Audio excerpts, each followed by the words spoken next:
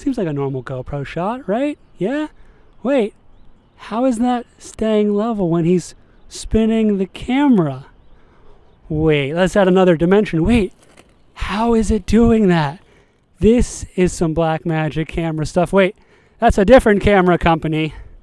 Truly, how did GoPro not market this accessory more?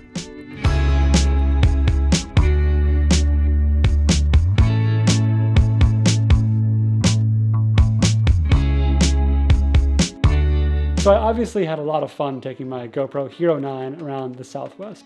But something that has bugged me since I started using the GoPro Hero Max is the advantage it has over the Hero 9 when it comes to horizon leveling. See, this camera, predominantly used for 360 videos, has a horizon leveling feature, meaning you can click a button in the camera's settings, and no matter what I do to the actual camera, the footage stays completely level. Sure, it's only 1440p resolution, which is very sad for 2021, but it's something the GoPro Hero 9 did not have until recently. And while the stabilization in the Hero 9 is wildly impressive, I do find myself having to spend time correcting minor imperfections to the horizon level of that footage. And yes, this is technically user error, but is it really user error when it comes to these small little cameras? When I'm using a GoPro, when I'm using an action camera, I want it to do as much work for me as possible. This is where the GoPro Max Lens Mod comes into play. Forget all the actually very confusing naming conventions, but this thing is an attachment that gives you perfectly horizon level footage every time.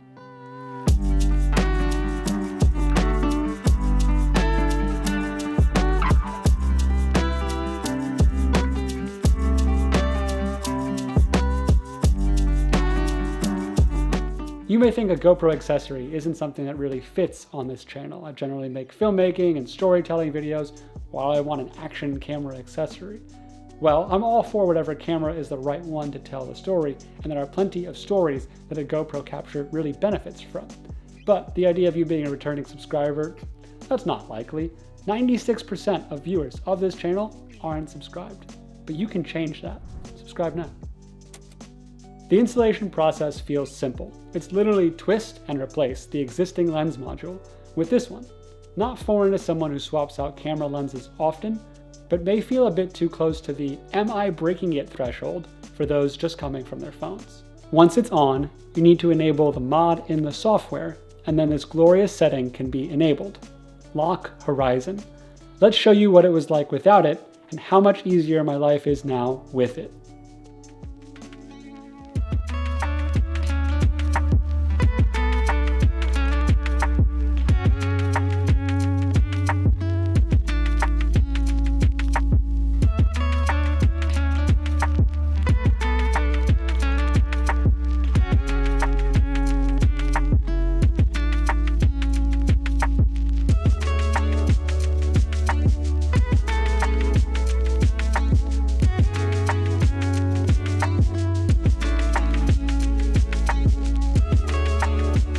All this footage that you've been seeing has been scaled up to fit the 4K timeline that we are delivering this to you in YouTube in. Because the camera normally will be able to record 5.6K, but in this mode, it can only record 2.6K, which is a lot less case. Yes, I will happily give up that extra resolution on a tiny sensor in favor of always horizon level footage.